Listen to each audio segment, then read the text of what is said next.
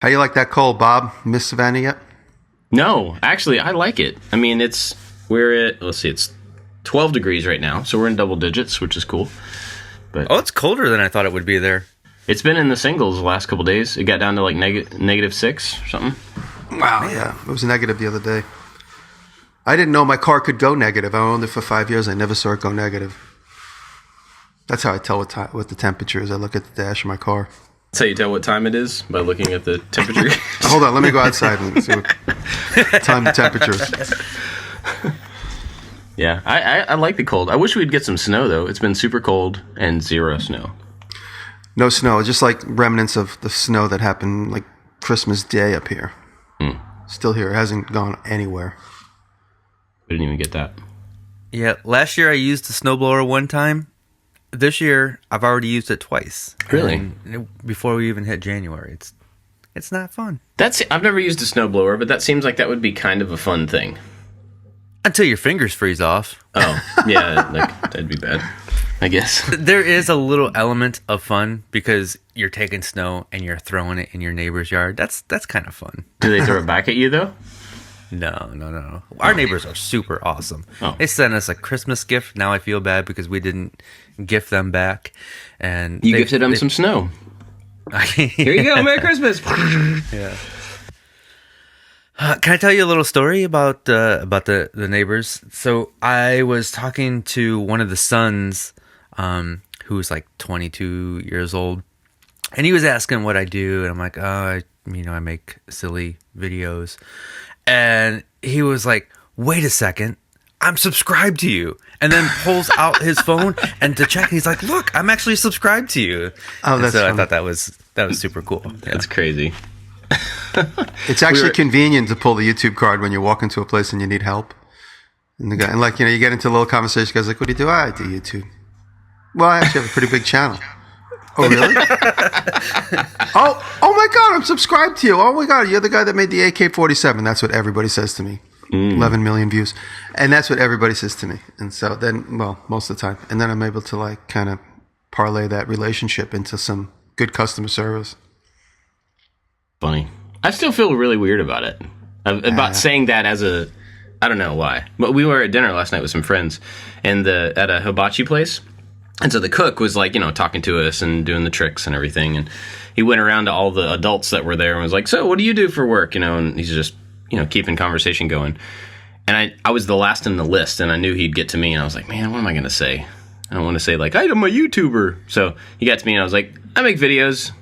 And he just kept looking at me like what? Like what kind of videos? I'm like, ugh, on YouTube? He was like, oh, YouTube. And he turns to the other guys and he goes, oh, is this like a famous YouTube guy? And they all nodded yes and started laughing. I'm like, come on, guys, don't do that. When people ask me, I say I am a famous YouTuber. I just say it straight away. I'm so terribly famous. Yeah, I have it on my shirt. I just wear printed shirts saying who I am. Nice. Not a bad idea. You know what? I did you guys see my new business card? I put it in a video, No. so I'll show it to you up close. It's just it says my name, my phone number, and I just put the YouTube logo. Because every time I meet somebody, that's what I say. I say, I make stuff on YouTube. Oh my God, how can I find you? So I just give them my card, and then instead of anything, it just says my name, phone number. And it has a YouTube logo just to remind them to go to YouTube. You've already printed them, so I hate to be that guy, but maybe you should put like a URL on there to your YouTube channel. No, like my card is like the instructions to an iPhone. You just look, it says, welcome for buying an iPhone, and that's all it says. My dad called I guess your name's right above it, so you could, yeah. Yeah. It's I remember when my dad got not an iPhone, but the thing that plays music, the iTunes thing. What is it called? iPod. And I got it from Christmas, and this was a couple of years ago. When I left, and he calls me, he goes, "This thing's got no instructions. How do I use it?" And I go, "Just play with it for 5 minutes. You'll figure it out." And he called me an hour later. He goes, "You're right. I was able to figure it all out. No instructions. This is pretty amazing." Nice. So, based on the Macintosh instruction book, I just said, It's like, go there. So, it seems to be working. No one's called me and said I can't find you on YouTube yet. That's true. Have you guys been working this whole time? I mean, I know you guys don't have like kids that get out of school, so it doesn't mess your schedules up like it does mine. But have you been working consistently through the holidays? I've been working pretty hard. Yeah, the cold is kind of a bit stifling. It's kind of keeping me from really kicking butt in the shop. But I let Brett get there about noon. By about noon, I get over there. Brett had been there for an hour or two getting the fire stoked. So I kind of pretend to be busy at the house. And I call him like, are you there yet? He's like, yeah, I've been there. So I go over there. I know that the shop is warmed up. It's my dirty little secret. Does he listen to the podcast? Cause yeah, he's going to hear this. Yep. He knows. Busted. I think he knows. So I definitely got a few projects started. I mean, in about a week or two, I'm going to have several videos come mature, and I'm going to have a lot to display. So I kept getting little sparks of inspiration, and I'd go over there and I'd start working on stuff. Even though I knew I should stay focused on a few of the projects, I kept starting new ones, but it's all good. It forces me to keep moving. So. Nice. Always work on the thing that you're excited about. Exactly. Right? If you can, if it's possible. Definitely. Yeah. A couple weeks ago, I said I wasn't going to work that much the last couple weeks, and then I put out 2 videos. So I decided this is what I want to do. So I've been still working and filming.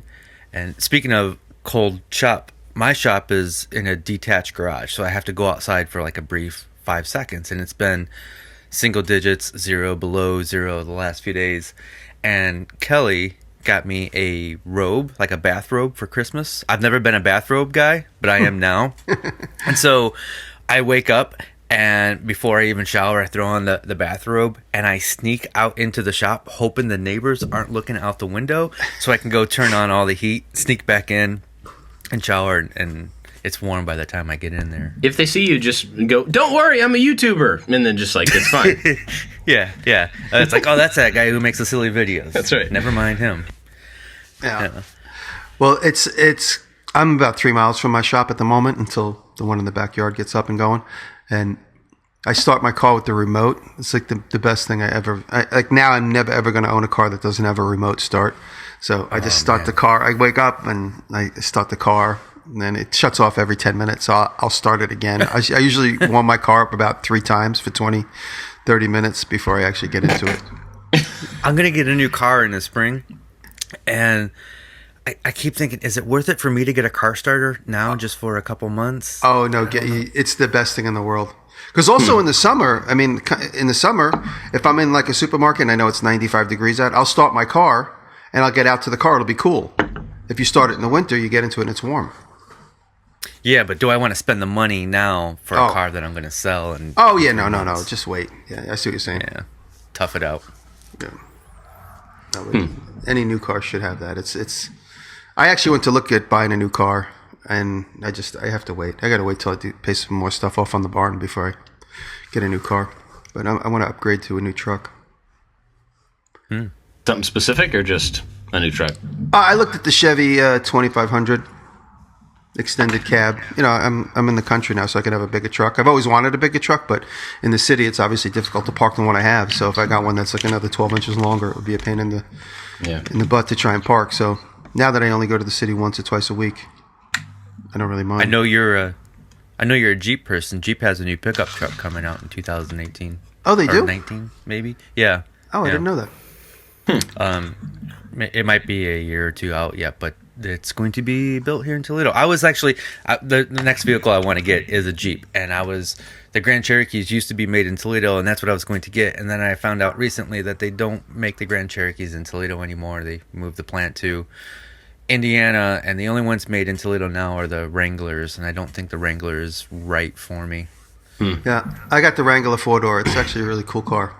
It's got a really short like turning radius, and it's so compared to my truck, like my truck, I consider it like a Cadillac. I got the Silverado 1500 that I've had for 5 years, and compared to the Jeep is like a little go-kart. So it's like a little adventure when I get in the Jeep, knowing it's going to be like a different ride, and it's cool. Okay, I have a question, and this is going to make me sound dumb and whatever, but you guys have lived in the north where the temperature swing throughout the year is really far, right? Yeah. I have not as an adult. So do you, in the winter, in the really cold part of the winter, do you have to add extra air to your tires? It's funny because the Jeep has a low air tire thing. My pickup truck tells you exactly how much is in which tire if it's low, but the Jeep just says low tire pressure. And we've checked the pressure everywhere, and I think it just has to do with the cold. So all the tires overall. Yeah, I mean, I know it's the first time I've noticed that. It compresses, but I know that in both of our vehicles in the last couple of weeks, because the temperatures dropped so much, turning at a standstill is like, it's tough. And I know it's just because the tires are compressed more, there's more rubber on the ground. But it made me think, like, maybe people in the north, like, during the winter, they add air, and then when it comes springtime, they let some of it back out to, is that a thing? Or do people just... It's funny. I never consciously put more air in. In racing, they, at least with dirt track racing, I don't know about asphalt, they put a low air pressure in there because the tires will heat up, and throughout the race, they will actually fill up a little bit more. Yeah. And that's why I was kind of curious about it, because like if I put more air in now to make it, trips to the store easier to turn and stuff, and then we decided to go on a trip to where the tires are going to get up to heat over distance, am I overinflating the tires at that point? So I don't know. But anyway, it's a thing I was thinking about. Because I know it feels like everything in the car has compressed or has shrunken because of the temperature, and so it feels like the brakes are looser. It feels like the power steering is looser because I think all the fluids have compressed. But maybe that's just my brain. I don't know. What are we going to talk about today?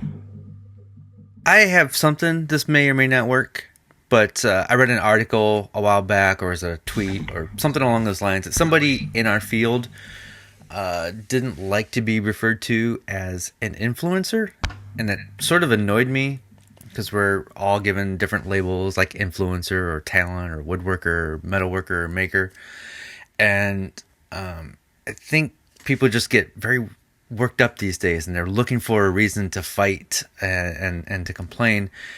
And I personally don't care what people categorize me as, and I just wanted to have a discussion about labels, and if you guys have any strong opinions about being labeled. That's funny. Did you guys happen to see that woodcut that I'm working on my Instagram?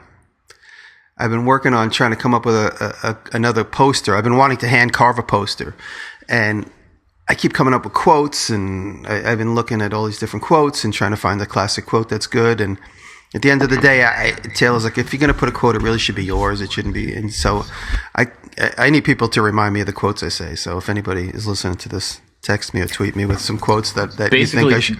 Just go back and look at all the titles of all the podcasts, and they're things that you've said, pretty much. Okay. That's funny.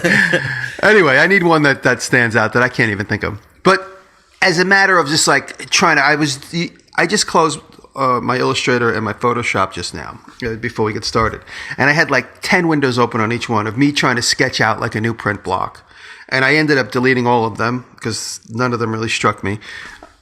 Are you guys like me where you open up an Illustrator file and you work on it, you never save it, then you open another one and you never save it, you open a third one, a fourth one, a fifth one, and you never save any of them? Nope. It's just me. I never lose anything. But it's me just sketching. Like I'll go to another concept and I'll sketch, and then when I go to quit, I have to make that decision 10 days later. I'm like, do I want this thought? Do I want this thought? Anyway, I'm losing track. But anyway, I came up with this idea, and I just started coming up with synonyms for maker, innovator, artist, and I put all these words together in a collage. And I don't know if it's going to be hokey or not. I mean, I just was anxious to carve letters, so I just needed a good excuse to carve, 200-300 different letters, and so I jammed them all together, and it's all these labels, which is so funny. It's kind of suiting. It's suitable for what you just brought up. So I don't know if it's going to be hokey or not, but I just thought it would be a good idea because you hear all these terms, and I know when somebody calls me something or another, and I'm like, oh wow, I guess I am that. It kind of makes me feel proud to know that I'm helping somebody in the way of an influencer. So that was kind of the inspiration for that poster that I'm working on. But I like the name influencer. I mean, it is a little bit commercial, and I know it turns some of the the commenters off.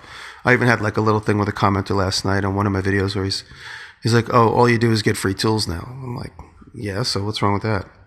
We had this free tool conversation, but he's like, he dug into me in a couple of comments, but at the end of the day, I heard Casey Neistat say we shouldn't be embarrassed to make a living at this because this is what we do all the time. There's no shame in making a living doing what we do.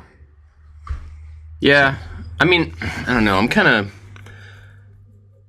of torn on labeling stuff because there's a big part of me that doesn't care at all. Like, you can call me whatever you want to. And then the other part of me thinks if there's going to be a label attached to me as a person or as a business owner or as a family, just whatever the thing is that's going to define me to the people around me, I want it to be inclusive of me, not just a particular part of me. And, maybe that means some people call me one thing, some people call me another thing. But the thing about like influencer and stuff like that, the thing that I don't like about it is that it's only a little part of what I do. I don't even know how to say this. I haven't thought this through all the way. But like if somebody says you're an influencer, the only thing that they're picking up on, the only thing that they're labeling is the fact that I have influence over other people, which is true. I'm not debating that that is a thing about me, but that's not the thing that I want people to know me for, that I have influence over people. That's not the top of the list. And so even though I wouldn't like get upset if somebody called me that, I would much rather be known for something else. I would much like content creator is at least it has creator in it, so at least that's evidence of me generating something rather than influence is just like I feel like an influencer just by the word is somebody who just sits on a throne and like goes, you should go do that and you should go do that, and that's like I don't want to be that guy. So that would be an easy job. I would do that. I think using the word influencer is right for a marketing agency who's looking for talent. When somebody's writing an article for BuzzFeed or whoever, like using the word influencer is a little weird, but it is the correct word when used about when you are a marketing agency and you're having this discussion like we need an influencer to show off our product. Yeah. Which, by the way, I left the word influencer off the poster. Didn't even occur to me to call us any of those things. It's all about. I think it's weird to call yourself an influencer.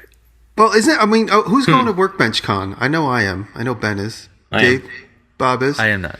And so that's what that is, right? It's an influencer. What conference? Talking about? Kind of. Well, I mean, all the people that are talking are influencers, I guess. And I think the point of the whole thing is to like help other people figure out how to start creating content around their maker abilities. That's kind of what I've gathered from it, but I'm not really entirely sure. The name thing and labeling in general doesn't really bother me, but I would much rather be known for the right things or the things that I think are important about Can me. I ask you guys a personal question? What does it say on your personal tax return as an occupation? Probably just self-employed. I don't know. I don't know. I would have to look that up. I think maybe woodworker. I'm not sure. Because years ago, my accountant, who's still my accountant, 20 years ago, he said to me, he goes, he's like my age, and we kind of came up together, and he goes, what should I put down as your occupation? He goes, how about I put artist inventor? I was like, okay, whatever. And that actually came in when I got audited in 2006. It came in handy because he said, just take pictures of all the weird things you do and make and deliver. And I made this whole photo album of all the weird things that I've done, which are all legitimate. They're all 100% legitimate. And I got through the audit without paying too many penalties. There was one little hiccup I had to pay for, which was a mistake that I made. But ultimately, my personal tax return says artist inventor on it. So. I think that's interesting that you think about it, or that you say that, because I would not like actively say that I was an artist, and I don't know why. I have like a bunch of weird stuff. Obviously, everybody has weird stuff, but I have weird things about like claiming myself that to be something that I'm not really confident in. Like I don't tell people I'm a woodworker. I've never ever in my recollection said that I was a woodworker to people. Because, well, I mean, for a couple of reasons. One, I don't want to be like boxed in as this is the thing that you do. But also, I don't feel competent enough in that to be like when that feels like a declaration to say like, this is something I have knowledge of, that I'm good at, that I have some level of expertise at. And I just don't feel like I have that. I don't have that in a lot of things, and I'm okay with that. That doesn't bother me at all. Like it's just not a priority for me to feel competent in something to the point to where I can like claim it as my own. That's why I kind of like Maker, because that feels like I'm competent in problem solving or in trying to figure out how to do stuff. Basically, I'm competent in not knowing things. That's cool. Like I'm fine with that. It's funny because all these years leading up to when I first went to Maker Faire in 2011, I think, or 2012, I never heard the term maker. I never considered myself a maker. I just, I'm a guy. I'm a fabricator was something what I would always say, or I'm a prototyper or a problem solver. Obviously, I would say I was an artist as well, but when it got to my like daily career, I would just say, I'm a fabricator or a designer. But when the word maker started to become popular, I really felt comfortable just saying, I'm a maker, because I know from Nick Offerman, Nick can't stand it because he gets written up a lot. People immediately label him as a master woodworker. He hates that. He's like, I'm not a master woodworker at all. I'm always learning, and I don't consider myself a master at anything in the shop. But they always label him that, and it drives him crazy. And then when people see that, they think that he's calling himself a master woodworker. And I know that bothers him. And same thing with me. Occasionally I get, master this and master that. I'm like, I'm not a master at anything. I'm always learning. So I think the term maker is like a really good blanket term. Yeah. Yeah, I see it sort of as like a nickname, and you don't get to give yourself a nickname. You don't want to be that guy. Other people are going to give you that name. Guys, I want everyone to call me Gear from now on, all right? Gear. I'm Rocky. Call me Rocky. If you guys ever hang out with like Burning Man people, they're like, yeah, my name is Buzz. Yeah, I'm Gadget. I'm Gear.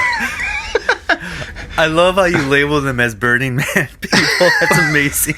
I've been to Burning Man, and I know it's like, yeah, call me Ratchet. And the guy's got like a Ratchet set tattooed on his forearm. I'm Ratchet because I figure everything out real quick. So it's totally like a line out of a cartoon. That's like a DuckTales line where some new character pops up and I can fix anything. You should call me Toolbox or whatever. Yeah. Oh, Toolbox is probably someone's name. If we go to Burning Man and go on the pig, will Toolbox please report to the mail tent? 3 guys will show up. Toolbox. It's funny. You guys want to go to Burning Man this year? No. I went to Burning Man in '99, and then since then in New York, there's been a couple of Burning Man parties that I found myself at just because of friends and stuff. And that's where like you get the distilled Burning Man folks, like the guys that like always wear coveralls and like make sure they have grease on the thighs of all their pants, and the ones that live it all year long. Yeah. And okay, like, so if you're going to Burning Man this year, what's your name? When you meet people in the desert, half naked, covered in dust, what are you going to tell them your name is? My name is Gear. Gear? Okay. Gear, yeah.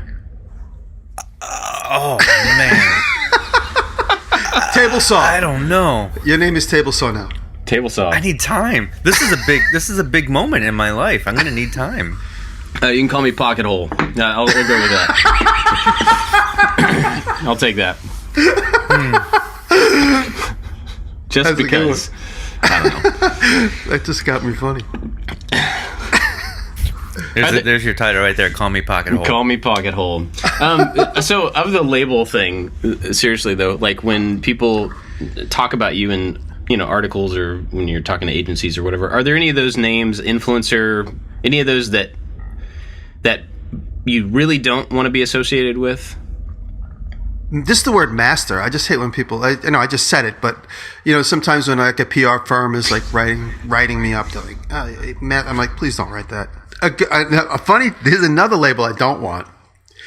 On the TV show at NBC, in the contract, I didn't really pay close attention, but my name in the contract is Master Helper. I think I talked about this on the show. Yeah. And I said, I don't want that label. I said, just call me my name. I don't want any label. Just call me either shop teacher or nothing.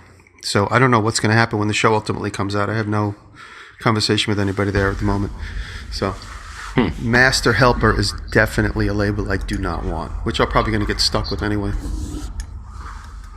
keep bringing it up, and you will be. That's right. Yeah. No. I mean, among the audience, it's funny. I don't care because the people who have tweeted me, they heard me talk about it. But like in the credits on the TV show, that's what I don't want. I don't think there's any one thing that really gets me. There's nothing that I can think of now. I'll let you know if I get an email later today and somebody calls me up, whatever. Pocket hole. Yeah, I don't know. Like, I think there's no name that really like rubs me the wrong way, but I don't really respond to many of them other than Maker. You know, like people do often call me a woodworker in articles and stuff like that, and that doesn't bother me. But I just don't feel like it's true. You know. But I don't know. The influencer thing doesn't bother me. I don't know. You guys have both dealt with this, but somebody called me an author the other day for the first time because my book's out, and that was weird. And I was like, I started to correct him, and I'm like, well, I guess no, technically no. I guess I am. A book. I've been called that too, and there's not a lot of writing in my books. It's pictures with cut lines, and I felt really weird with the term author because it's not like I sat down and wrote a bunch of paragraphs, but I have a couple books, so I guess I am. Yeah. You mentioned you don't call yourself a woodworker, but other people do, and that's because you do woodworking. If you're a musician and you don't want to be labeled as easy listening, don't make easy listening songs, right? Yeah. Well, I think it's like, I don't know if anybody that I can use the music analogy with, but if you had a musician that played music in a bunch of different genres, you know, on like alternated between genre, and then somebody came along and said, this is an easy listening musician, they're not wrong, but they're also not being complete in saying like what that artist does, or, you know, they're just taking a segment. And I guess that's the way I look at it for me is, yeah, I do woodworking projects. I don't feel like I have expertise there, and that's definitely not all I do. So that's why I'm, you know, I don't use it myself. But yeah, they're not wrong. But I don't know. That's kind of weird. Now I'm thinking about how much woodwork I do versus other things, and I know it's the highest percentage of the projects that I do, and I think that's, a lot of people have asked me about that, and I think that's because the materials and the tools to handle those materials are easier to get than pretty much everything else. When we were doing the TV shows, every time the producers would say, "Oh, another woodworking project." When I did Hammered, for instance, I go, "I'll make anything you want as long as you give me another 5 days, because if we're going to do something with resin and casting, if we're going to do something with metalwork," which at the time weren't really set up for metalwork. So woodworking, as far as like a schedule goes, tends to be somewhat quick and easy. Yeah. You know, for content creation, as influencers that we are. Yeah. Or makers. Sorry. I think the woodworking is easier to estimate how much time something's going to take. That's a good point. That's what I mean. It's like kind of more of a guaranteed, okay, I know we can do something in 3 days with this project. Do you think that's because and I'm speaking for myself as well, but because you're more comfortable, you have more experience with that material, that it's easier to estimate that? Point. Yeah, probably so. Yeah. Because I feel like somebody who was a metal worker, who that's what they did all the time, they would look at, you know, the wood projects as like more of an unknown, and the metal stuff is maybe a little more clear cut. I don't know. I like not having an expertise, or not having like a thing that I don't know why. Maybe that's weird. Because I know a lot of people, most people, would like to be really, really good at something. They want to be, you know, known for or be proficient in some skill set, and like continue to do that thing and get better and better and better at it. And I totally respect that, because that's why we have people that are really, really good at things. For me, I don't know, like I just love just trying stuff, and I don't really care if I'm good at something long term. In general, I mean, I think there are things where I definitely want to get better at, but like it's just not important to me to like be really, really good at this thing, because I know if I'm really, really good at that thing, that means I didn't spend time trying out these 5 other things. A question. A lot of people ask me, they say, what are you really good at? What is like your thing that you're the best at? What is your favorite thing to do? Now, I know my answer. What is the same question for each of you guys? Ooh, what is the one thing you really like doing the most? What are you really good at? I think problem solving. Right now, I feel like I'm most comfortable at editing. Oh, very cool. Interesting. I might go into a project and I'm not always 100% comfortable knowing the outcome is going to be what I think it's going to be. But when I edit, I'm pretty confident that I'm going to get exactly what I want. Oh, very cool. Huh. Problem solving is my answer too, Bob. So that's what a lot of people ask me. They're like, what are you really good at? Like, are you a great woodworker or a metalworker? I was like, I think problem solving is my strongest thing that I actually really enjoy doing. I like looking at a pile of, clips or whatever it is and saying, how can I put this together and make the best I can out of it? Yeah. Yeah, I'm really good at problem making. Yeah. I'll make a joint and it doesn't fit together. And I'm like, well. Ta-da! Yeah, ta-da. Look at that. How are we going to cover this up? How are we going to film this I can edit it so you don't see that mistake? Wood filler. That's funny. Oh, speaking of, you were talking about, like, I don't know, a minute ago you said something that made me think of it. So a couple weeks ago I said that I wanted to be less on my own case about the schedule and stuff. About, like, release schedule and not hold myself to the same standard and just let myself get things done when they're done. And I'm not putting out a video tomorrow.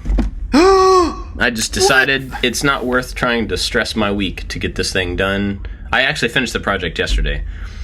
But rather than, like, trying to force myself to get it done quickly and not be happy with it and get it to my editor in time to get it back to voiceover really quickly and get it up online, I'm just like, forget it. Just put it out next week. So I'm trying to start the year off right by not creating content. You guys want to know? I started.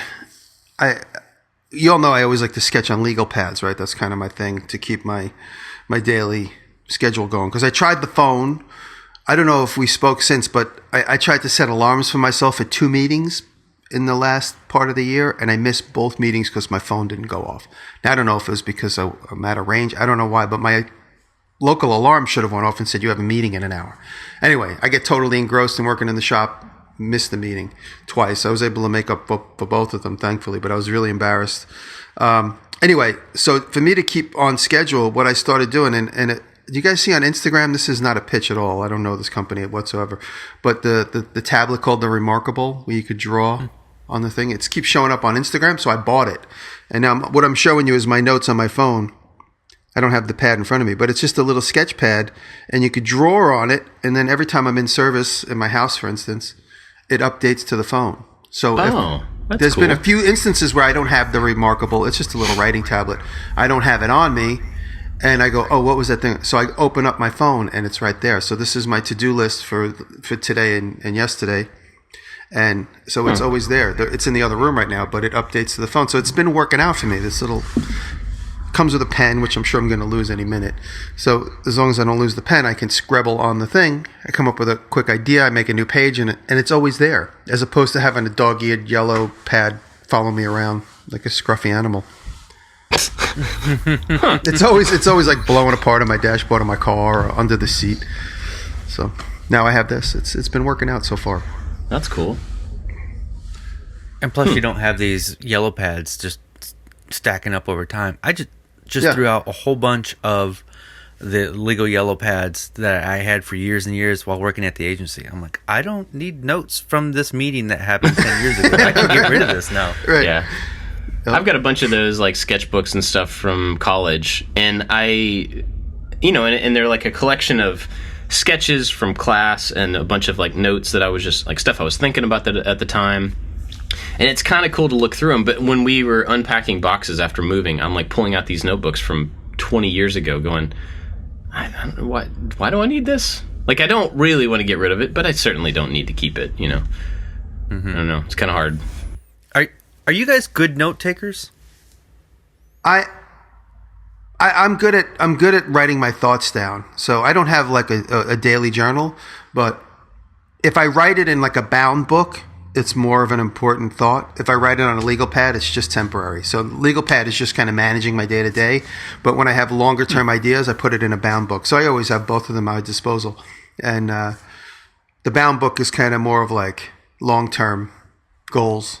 And they're just thoughts. I mean, it could be like how I'm going to make a linkage for something, or how I'm going to, or a new table concept, or a new chair concept, or something like that, or whatever, or a new video idea. And then when you look through my legal pad, that video idea is just manifested in a title. It'll just say, Bowie knife, table, whatever. But I know that reminds me of the more long-term plan that I have sketched in a notebook somewhere. I write. Yeah. I don't. Go ahead. I was just gonna say, I keep a lot of my notes in Apple Notepad, the program. So I'm typing a lot of my notes these days, and I still sketch every once in a while. But my important stuff gets typed, and for some reason that helps me memorize things. But back in days where I would find myself in meetings, like client meetings, and writing in a legal pad, I was a terrible note taker. I had a really hard time listening and then also writing, and then I would look and everything is misspelled or incomplete sentences and it didn't make sense. And if I didn't go back and rewrite those notes after the meeting, they meant nothing to me. Yeah, I had the same thing. I found that I couldn't physically write fast enough to get what I needed down in a meeting, and so I would write sloppier to try to do it faster, and that just works against you in the long term.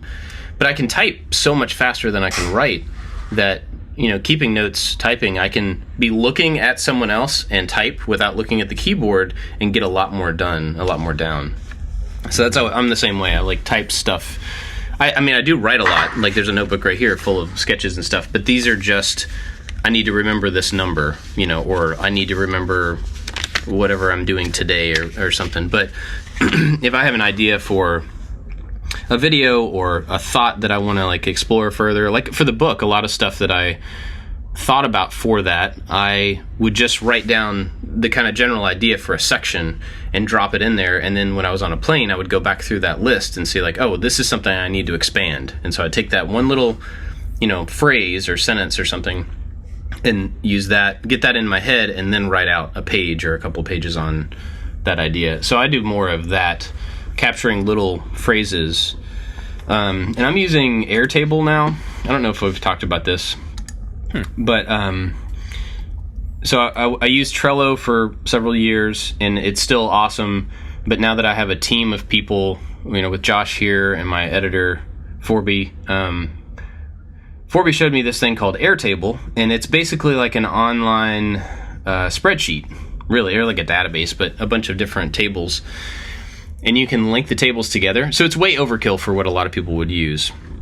But it's a little more in-depth version of what Trello was for me.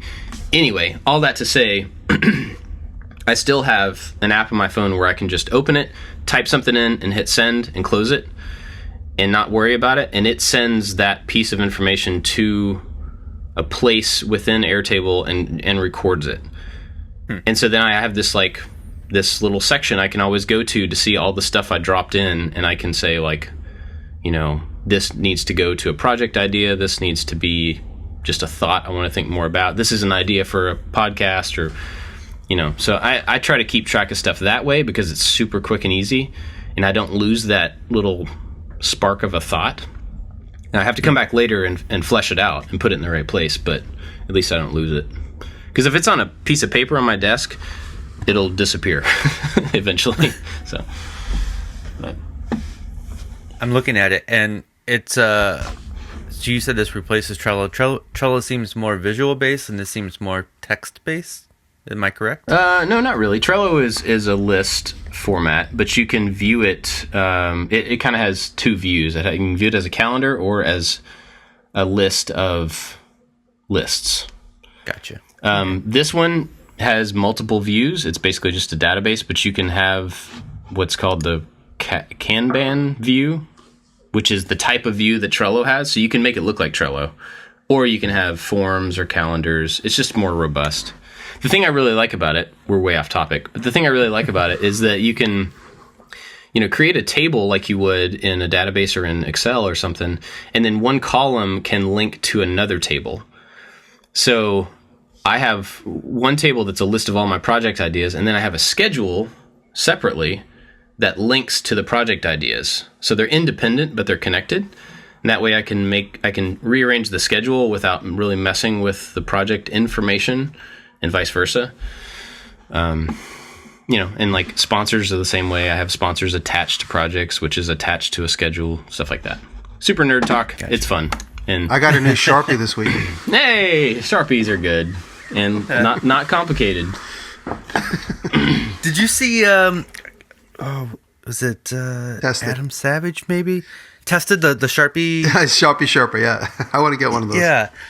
I want to make one. Wait, what is I've this? been wanting to make one this. for years, and that was just an easy way to. I've been wanting to do one. And then Jocko came out with his version, and then Greg's Garage did a version, and then now the Sharpie Sherpa. So now I've been wanting to make one for a really long time, but I kept like stalling on it because I kept not coming up with like the perfect idea. I should have just got started.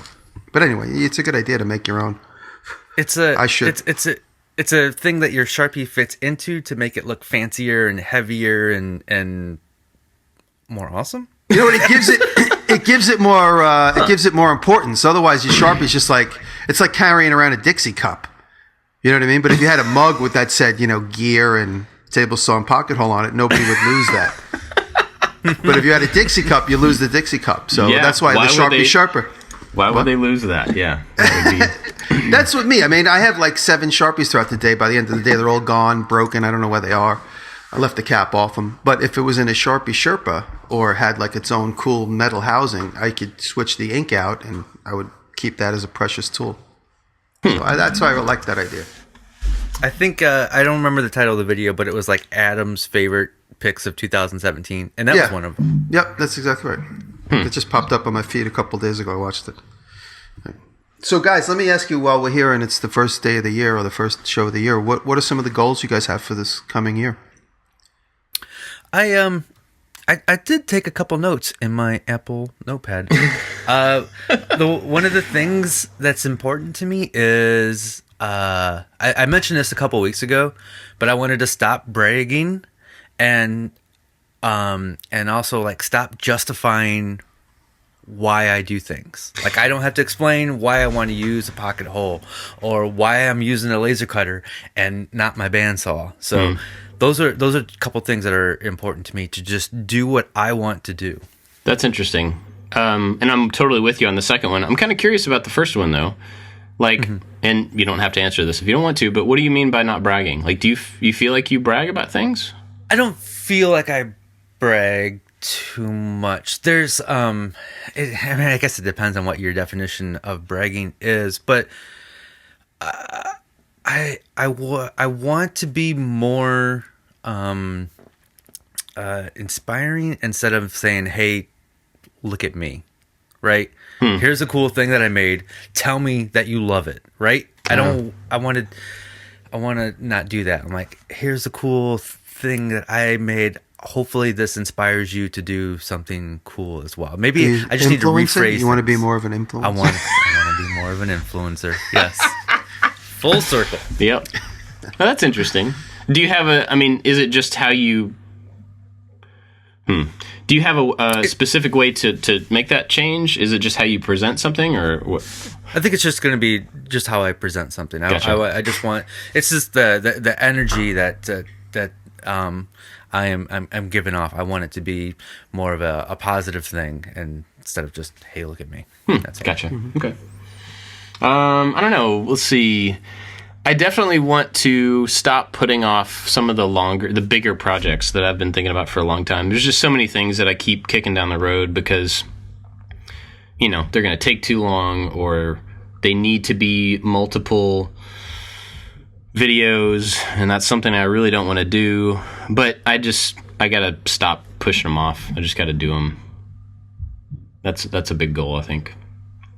Because a lot of the coolest things that I could build are bigger than I can do in a week. And so I think I've been kind of, like limiting myself as to what I can, the coolness of the stuff that I can do, because I'm trying to fit it into a timeline. And I think that's really just making the coolness the priority rather than the timeline. That is something I thought about a little bit too, is the bigger projects. And maybe this is something that you can do. But I thought about when I'm filming those bigger projects that take a long time, to on my second channel put like the little like vloggy style of that day's work of that project, and then on the main channel will be the finished, regular make something video. But on the second channel we have just kind of like little updates on what's going on with it. And it's still a way for me to produce content and get stuff out there, maybe on a week that I don't have anything released on the main channel. Yeah, interesting. What about you, Jimmy? What are your goals for this year? I want to try and develop and make more product for sale, more original product, kind of like the ice pick. I have a couple of new ideas that I'm working on. I have old ideas that I've been working on. I want to really kind of put them into motion and try and get some of those available. I mean, the ice pick has been pretty successful for me, and just want to kind of keep the momentum with that. Try and come up with some new products. And then I've been selling stuff on eBay, which has kind of been a novelty, but it's definitely a viable income for some interesting stuff. So now I need to raise obviously a little bit more money for the barn. It's been considerable amount of savings spent on the barn, so I want to try and raise some money. So I've been playing around on eBay, and it's fun just to sell weird stuff. People like it and people want it, so it's cool. So a little bit of that, and then just get back to some classic Diresta, with the old school Diresta. What the fans keep asking for. Caffeine-free Diresta. Yeah. So, getting back to, just making interesting little tidbit videos. Trying. I just, it's like life has gotten so busy. It's hard to just like focus. So, I want to get back to being more focused. Yeah, focus is good. I could probably use a little more focus myself. I have another thing on my list here. And I'm only mentioning this because I want everybody listening and you guys to hold me to it. Ooh, it's dangerous, man. I know.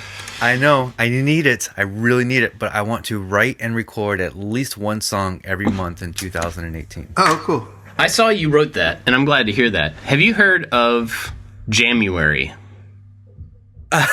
No. Okay, so I hadn't heard of this until yesterday. My brother, who is awesome, and I knew he was really good at music. He's been putting out little chunks of music for the past 3 days. And January is a thing. There's a hashtag January 2018. And I don't fully know the deal, but it seems to me that it's like people forcing themselves to put out a little tiny piece of music, just a loop or a phrase or something every single day as a practice. So maybe that would be a good way to kickstart it. Just give yourself a month's worth of like little pieces, and then you have those pieces to build on throughout the year. It's like writing the phrase down for your book and then expanding on that. Exactly. Yeah. Love it. January. Look it up. January. Yeah. Hashtag. And if anybody I'm going to embarrass my brother. If anybody wants to check out his music, he created another Instagram account, and he's putting up these little tiny videos with a little music piece, and it's Musibill. I might be wrong about that. Let me double check. His name's Bill. Yeah, Musibill on Instagram. Go give him a bunch of follows and freak him out. That'll be cool. I love my brother. He's awesome. All right. Well, you guys got anything else on this? Labels and goals and stuff? I'll probably change my mind next week. Cool. Well, I want to thank our Patreon supporters before we wrap it up. Before we talk about what we're going to watch or what we've been watching, because I have something good. Especially Wise Old Dal, Evan and Caitlin, Corey Ward, Malton Make, Works by Solo, Michael Schubert, and Make Build Modify. They're our top patrons, but everybody who supports us on Patreon, I'm looking through the list now, and there's a lot of people, and that's awesome. You guys are fantastic. Wow, there's a lot of people down there. We really appreciate it. That's amazing. Yeah, it really is, because it makes this a thing that we enjoy doing it, but it actually gives us a way to do it and not feel bad about spending the time, because it's not time in the shop where we're making money, stuff like that. So it's really awesome that you guys support the show. And if you want to do that, if you're not already, go to patreon.com/makingit or makingitpodcast.com/Patreon. Yeah, either one, you can find it, and go support us there. That would be fantastic. I also want to put in a shameless completely shameless plug for my book that came out since the last episode, and it's called Making Time, and people seem to like it. I feel really good about it. It felt like it was really short when I put it out, and it is really short. And Does that make you feel unfinished? No, it's just like maybe I wanted it to be valuable, and it felt like maybe I did it too short so that it didn't have enough value for people because people were reading it really quickly. And so I was like, oh, maybe there's not enough there. Maybe people are not getting what they need. But a lot of people really enjoy it and have had good things to say. And I don't have a copy of it next to me. Anyway, but it's 80-something pages. It's not a long book or anything, but people like it. That means it's to the point. It's like when you get those business books, like 150 things to make you a better businessman, when only 8 of those things really matter. What you're telling us, Bob, is there's no filler. Concise. It's concise, which is, a goal of mine, to do things as concisely as possible. So maybe I just did a really good job at that. But anyway, well, congrats on that, by the way. Well, thank you. I appreciate it. If anybody wants to check out the book, that would be awesome. There's an ebook.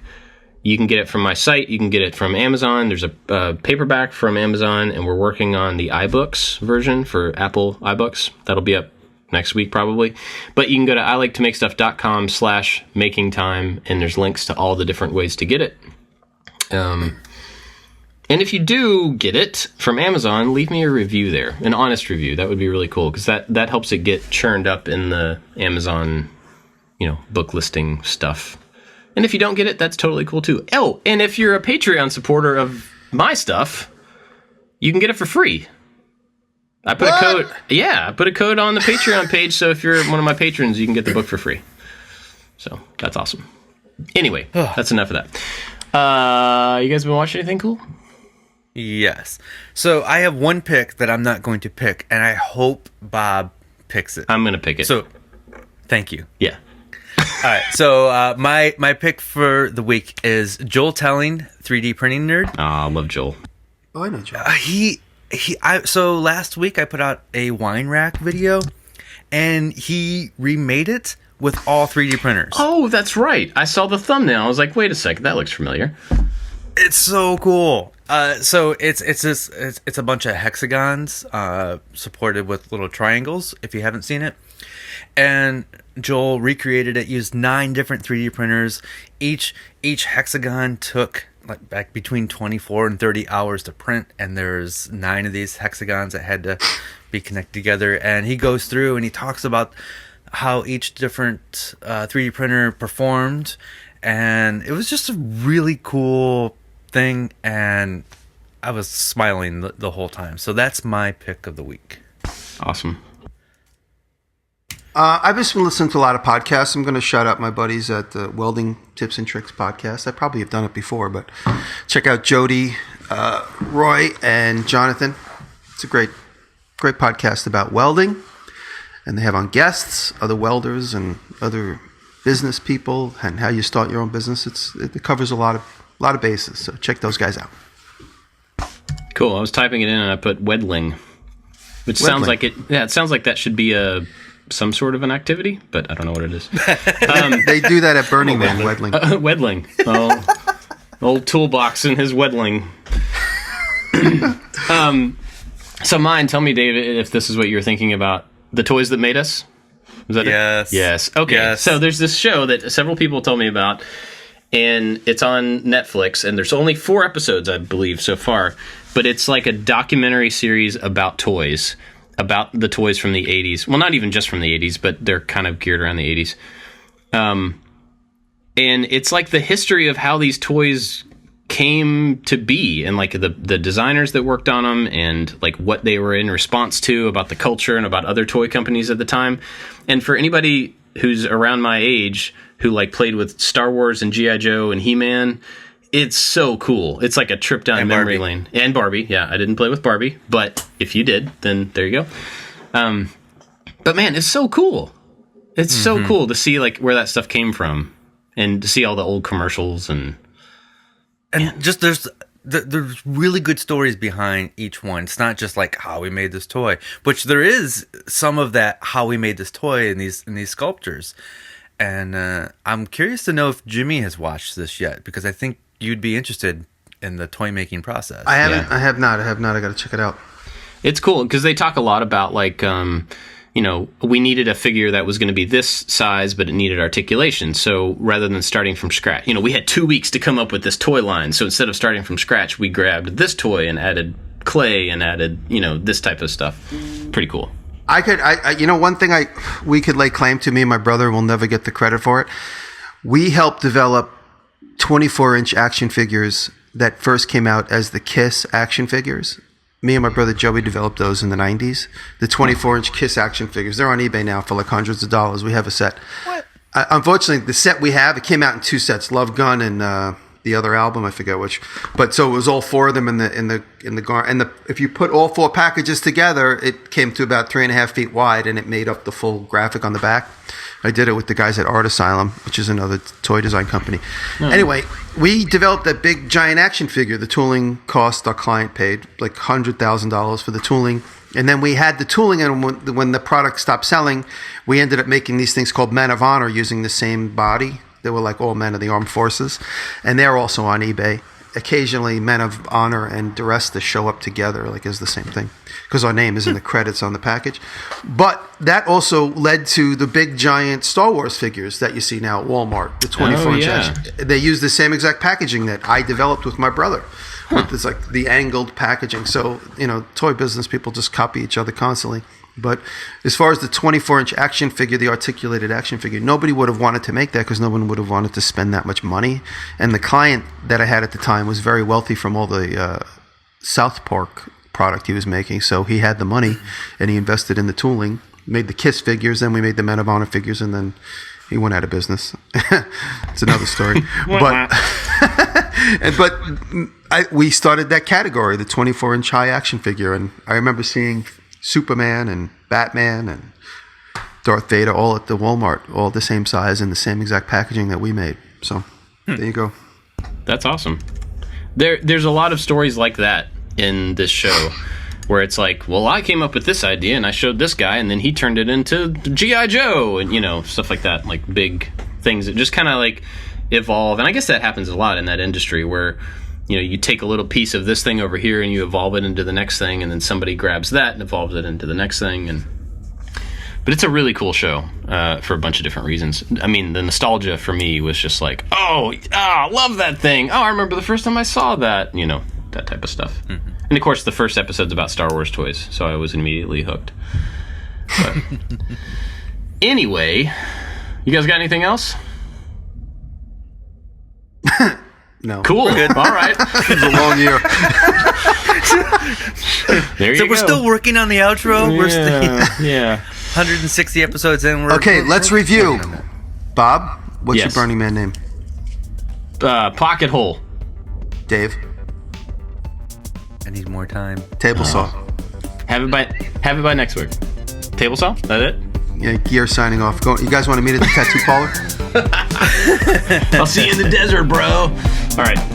After show. We're going to the after show. Thanks for listening, everybody. We'll see you next time. Bye.